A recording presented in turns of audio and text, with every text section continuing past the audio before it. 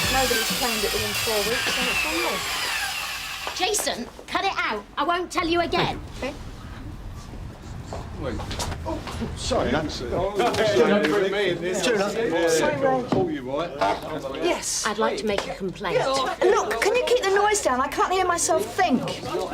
What sort of complaint? Well, them bailiffs that come round, you know.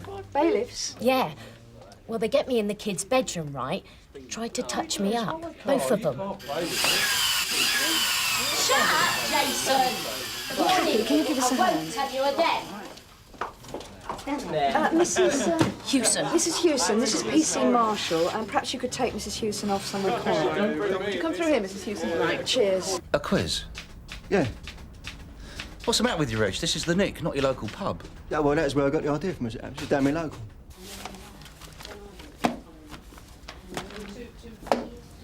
Okay, next.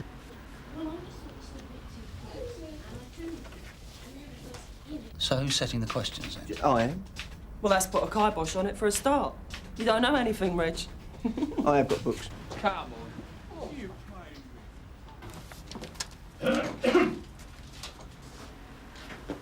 Yes, I can help you. Yes, my name is John Chamberlain. This is my wife, Christine Chamberlain. We live at number 93, Broadacre Lane. Do you know it? Yeah. Up by Tollyton Hill Field. To get to our house, you go past the Star Public House, past the shopping centre on your left, past the first set of traffic lights. Not a second set. The first set's a pedestrian crossing. Past the second set of traffic lights. Number 93 is the third house on the left. It's the only one with a bay window. Right, yes, I see. Now, we're telling you this just in case you want to talk to us later, because we're not always in, you see. I work 3.5 days a week these days, and my wife goes out quite a bit, shopping and that, and seeing friends. Mr. Chamberlain, why exactly have you come to see us? Our next-door neighbour, number 91. We haven't seen her for several days. Right, I see. Okay, can you give me her name? Sheridan. Is she married? Not as far as we know. So she lives on her own? Yes. How old is she? Quite young. 30. About 30. Have you tried knocking on her door? Why should we want to do that? Well, to see if she's all right. No, we haven't. So how well do you know her? Well, we don't. She's just someone who lives next door. We don't like to make a fuss. Do you know if she has a job? Oh, yes. Well, she's got a job. I think she's got a job. We see her going off in the mornings, all dressed up, smart, then back again in the evenings. But not for a few days? No. How many days exactly? Oh, we saw her last Wednesday. Wednesdays. 6 days. That's right, 6 days ago. Of course, it's just possible that Miss Sheridan has gone on holiday. On holiday? Yes, taking a few days off work. To go where? Well, I don't know, anywhere. Or she might have decided to spend a few days at home. That's why you haven't seen her. Oh, no. No, she's not there. She's not at home. She's not in the house. Well, how can you possibly know that if you haven't bothered to knock and find out? Because it's nice and quiet. Quiet? Yes. How do you mean quiet? Peaceful. For a change. Are you saying, then, that you've got a noisy neighbour? They come home, make enough noise to wake the dead. Everyone. The whole world's full of noise these days. In the streets, in the parks, everywhere. You just can't get away from it. It's a form of violence, you know, noise. Yes. Look, can you just wait there a minute? Sarge, I think I've got a weird one here. So what sort of questions are you going to ask? Well, I thought I'd leave crime right out of it. Good idea. You wouldn't get many correct answers. No, well, look, I've decided on 4 categories. Sport, popular music, geography, and one other. Maybe films. What about the arts in general? The arts? Yeah. We're not all sport and film freaks, you know. There's some serious music lovers in this place. I've heard Mr. Brownlow sing snatches of opera in his washroom. Is that what it was? Hey, Tony, what do you know about the arts? That's easy. It's a football club in Scotland, isn't it? This neighbour of yours, Miss Sheridan, apart from not having seen her for several days, is there anything else that's made you at all suspicious? Like what? Well, like milk on the doorstep, papers in the letterbox. Anyway, I don't think she has her milk delivered. Oh, she doesn't. Do you happen to know if she has any relatives living in the area? No. Friends? Well, it's very good of you and your wife to come and tell us about this, Mr. Chamberlain. I'll get someone to take a look. What about us? You and your husband? Well, there's nothing... Can we stay here while you take a look? Yeah, if you wish. Thank you. Tony! You finished in custody? Yes, Sarge. Just on my way back out on patrol. Good. So I've got a little job for you. Tony Stamp's on his way out to Broadacre Lane. Oh, good. Look, why don't you go get yourself a cup of tea? I'll take care of this till you get back. Yeah, but... Don't worry about them. They're only doing what we're always telling the public they ought to do anyway. I know, but they don't talk to each other. What? Those two. They only talk to us. Oh, so what? Even when they're sitting alone together, they don't talk to each other. Maybe they've been married too long. And all that funny stuff about the noise. Earlier on, it was chaos out there, but they just sat through it as if, I don't know, as if they switched themselves off from it. As if it wasn't there. What's wrong with that? I don't know. Excuse me. Good luck. Yes, Mr. Chamberlain. I'm not a religious man, you know. They say it takes all sorts. Neither is my wife religious. I suppose by saying that, I mean we don't go to church regularly. We never have, couldn't be bothered with it. But we both believe in leading a good life. And we both believe in justice.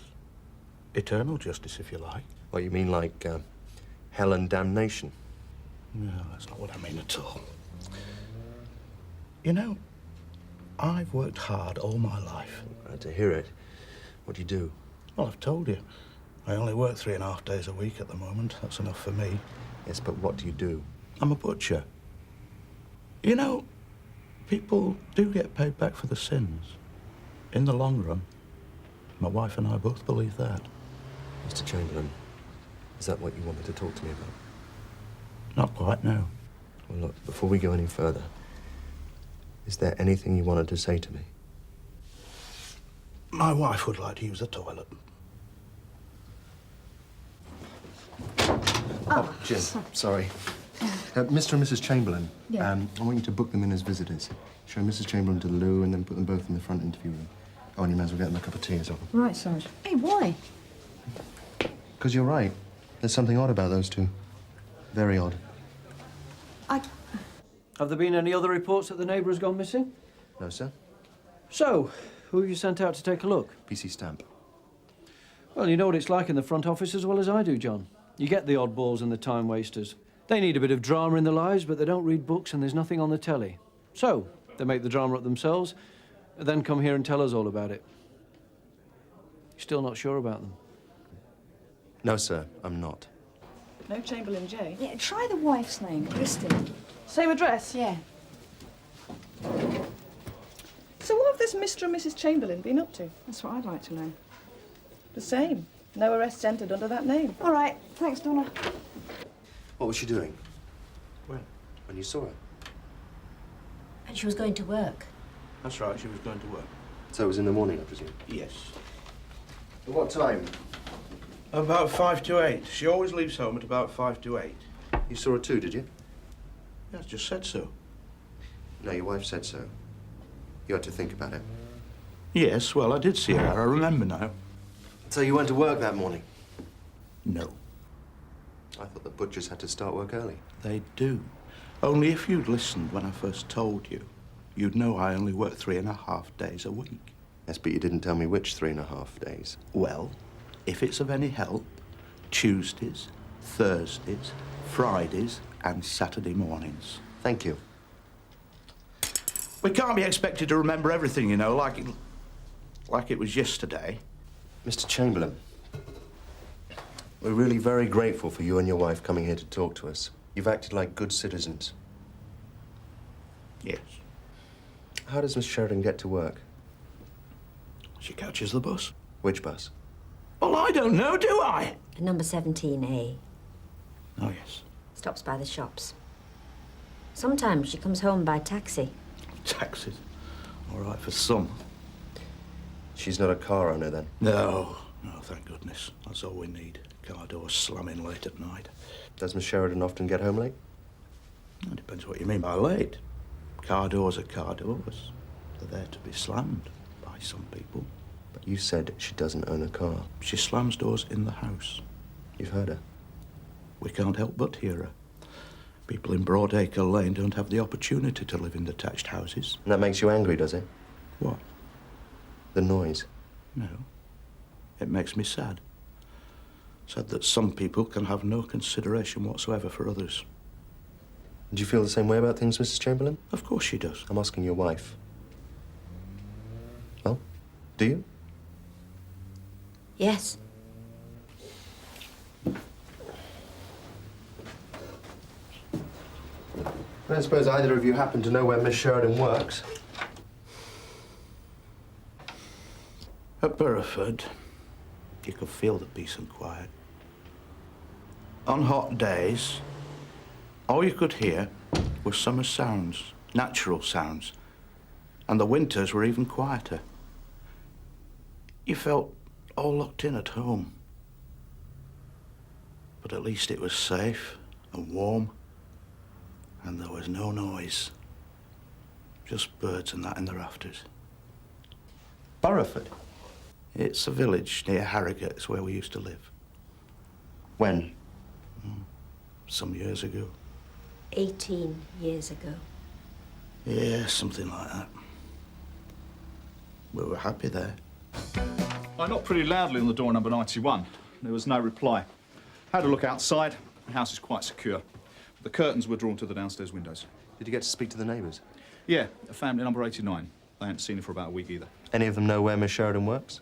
No, I asked them. And the people at that end of Broadacre Lane seem to keep very much to themselves. They did have a few things to say about the Chamberlains, though. What things? Well, they reckon the Chamberlains are a bit dippy. And when I asked them if they'd noticed anything unusual happening during the past week, they said yes. Mr. Chamberlain has always gone to and from work by car. Yeah. Always. Except one day last week, when his butcher's van was parked in his driveway for the whole day. Which day? Wednesday. It's the day that Chamberlain has off. It also happens to be the last day that he and his wife saw Miss Sheridan. I think we better circulate this woman. I got a full description of Louise Sheridan from her neighbours. Thought we might need it. You're right, we do. It's a smartly dressed woman, apparently. Tall, dark hair, brown eyes, aged between 45 and 48 years old. Aged what? Oh, the Chamberlain said she was only 30. Not according to the people I spoke to. You better put this out on the 584, Tony. Oh. Right, briefly. Wednesday. Yes, the day you say you last saw Miss Sheridan. We were at home, of course. Together? Yes, I don't work on Wednesdays. But your van was at home. My van? Yes. Parked in your driveway. All day. How do you know that? You came here to report a missing person, Mr. Chamberlain. Naturally, we have to look into that. We have to ask around.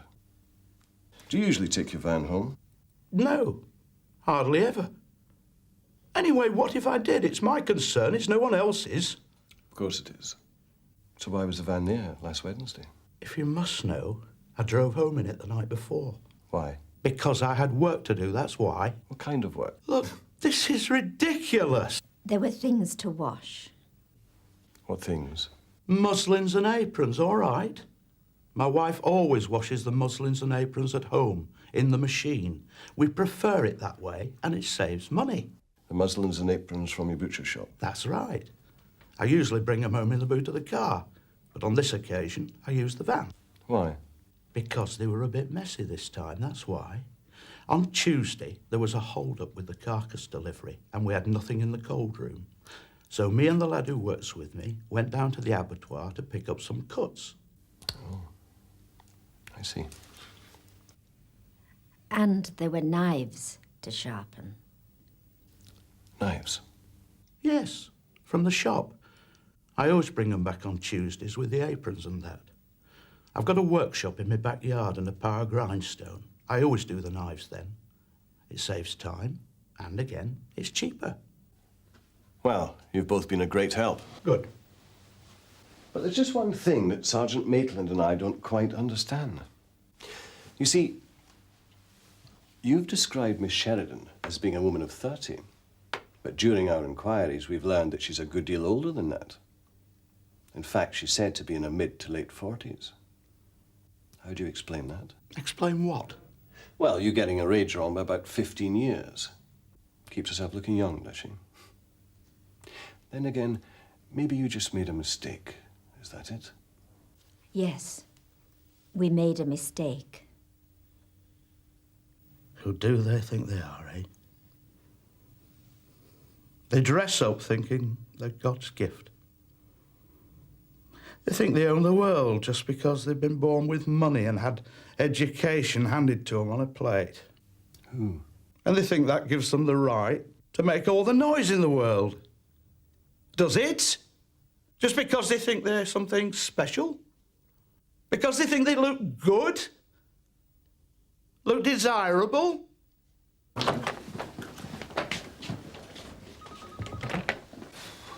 Who needs quiz nights when you get the Chamberlains?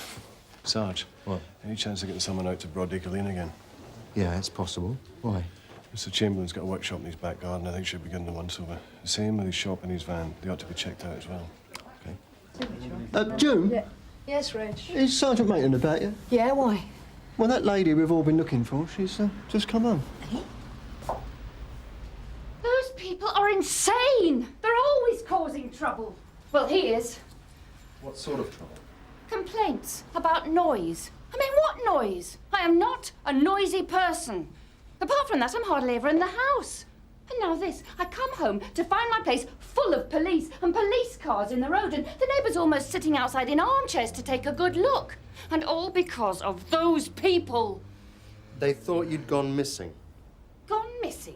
How would they know if I was missing or not? I told you I'm hardly ever at home. I go away on business a lot. I have been away for the past few days. I've been in Birmingham. I have a good mind to bring charges against them. Can I do that?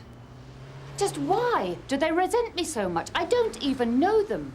I have never spoken to them. They just happen to live next door. So how did Mr. Chamberlain make his complaints? Oh, I'd get rude little notes shoved through the letterbox, or they'd be hammering on the wall. They are. They're crazy. He even threatened me in one of his stupid notes. What did it say? Oh, I don't really remember, except that it ended something like, "Think yourself lucky to be alive." Do you still have this note? No, of course not. I threw it away. Do you have any of the notes? No. Noise? What are they talking about? Apart from a bit of traffic on the road, this is one of the quietest areas I've ever lived in. I think the noise is all inside their heads.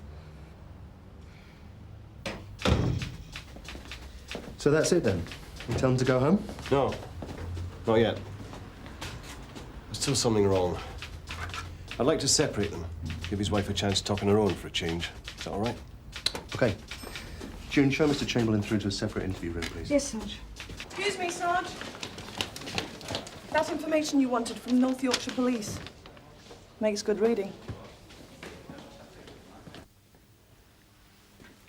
Without Christine?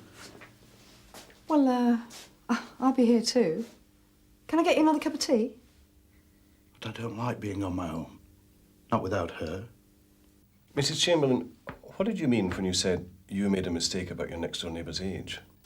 It's easily done. A difference of 15 years, are you sure? We never saw to talk to. And we only ever saw from a distance. Mostly through the curtains. Neck curtains. I'm sorry, but I still find that difficult to believe. Then again, perhaps it wasn't your mistake. Perhaps it was your husband's. Do you think he could have perhaps made up his mind to mistake her for someone else? Who? A woman from a long time ago. 18 years ago. I don't know what you mean. Just making a bit of a guess, but I'd say your husband is not a well man. Am I right, Mrs. Chamberlain? He's fit. He's always been fit. In his body, maybe, but not in his mind. Tell me, whose idea was it to come here and report Miss Sheridan's disappearance? Yours or your husband's? We both decided. You and your husband have caused us a great deal of trouble, Mrs. Chamberlain. Now you must tell us the truth. It was my decision to come here. Why? To protect your husband and possibly Miss Sheridan? From what? From what might have happened.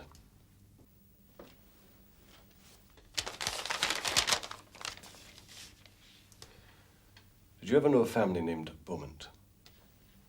A woman of 30 named Pamela Beaumont, and her parents, both in their 60s. Are you sure you don't remember them? You see, they lived in the same small village where you and your husband both lived, Burrowford, in Yorkshire. But something terrible happened to that family. Do you remember? They were all murdered, hacked to death one summer day. The bodies were discovered in a manor house that they lived in, but the person responsible was never found. That was 18 years ago. People said it was probably a burglary that had got out of control.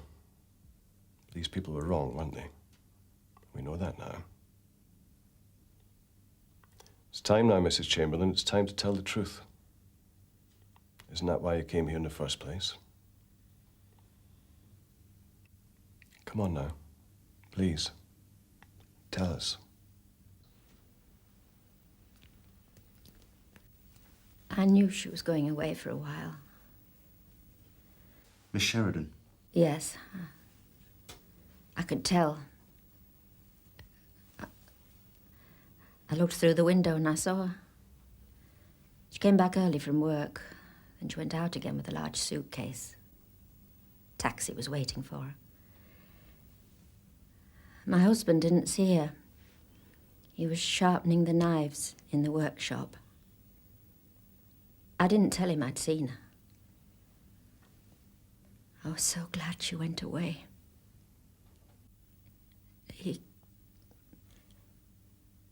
He'd got her mixed up again, you see. In his mind, he thought it was those people again. The Beaumonts? Yes. He could still hear the noise they used to make. Still feel hurt by the way they used to treat him. But anyone else who was struggling to make a living. They were bad people. They didn't deserve to be killed. No. When he brought the van and the aprons home, I knew what he was going to do. Because he'd done it before. When I heard the sound of those knives being sharpened, it brought it all back. So I told lies and I brought him here. I had to. He had to be saved, you see. Saved from himself.